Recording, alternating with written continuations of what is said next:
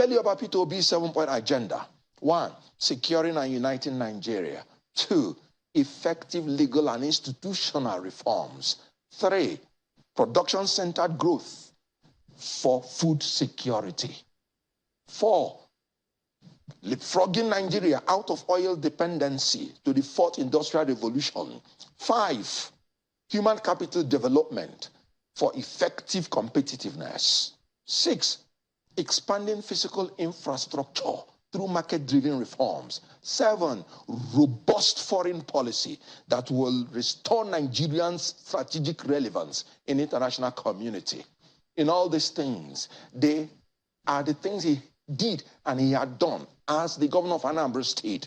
Recall, when he was in Anambra State, insecurity was so removed that the IG of police then, Mohammed, said within 5 years of Obi regime, no successful bank robbery took place.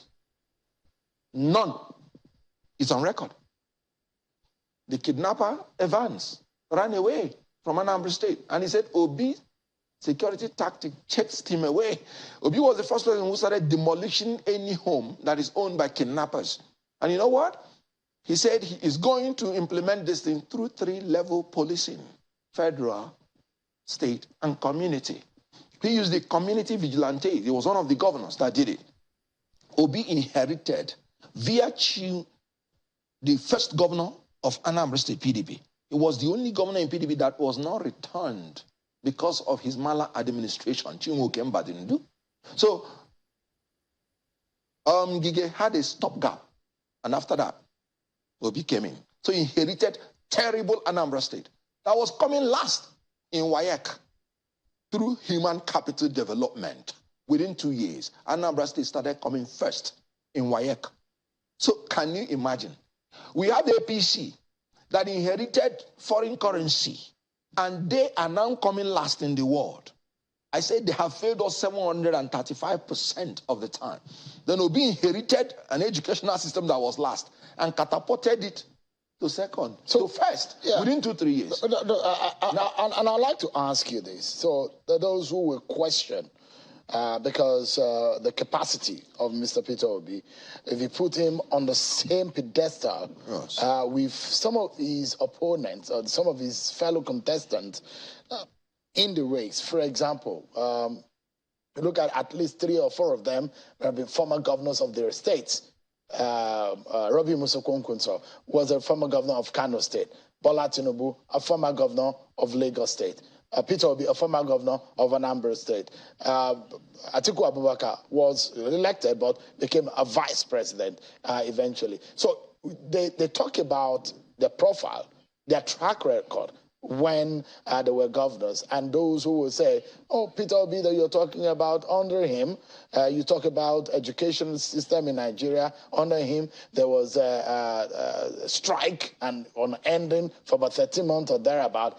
These are question marks that have been raised about the capacity of Mr. Peter Obi, and to think that those who have argued also that, look, a state, governing a state is a different kettle of fish entirely to handling a very complex Nigeria. Very good. I am going to talk about this, just citing what other people have said.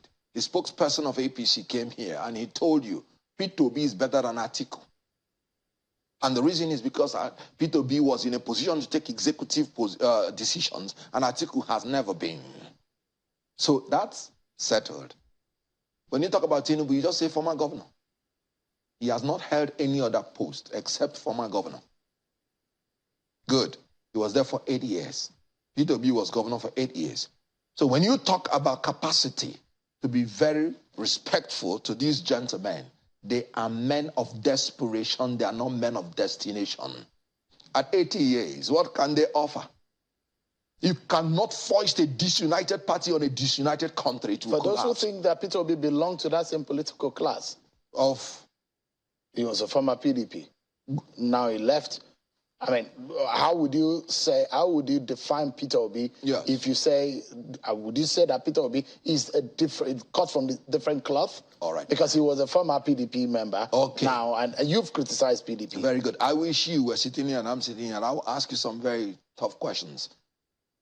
When he was in PDP, did he, by any means, occupy any executive position for which he took any decision? None. I was in PDP, entered APC, and I'm in Labour. He was the governor of Anambra State, APGA. He entrenched APGA so much in Anambra State through good governance that even he himself could no longer uproot APGA. You can imagine that level of good governance. That Anambra State became sentimentally attached to APGA because of the foundation of governance that Peter Obi built.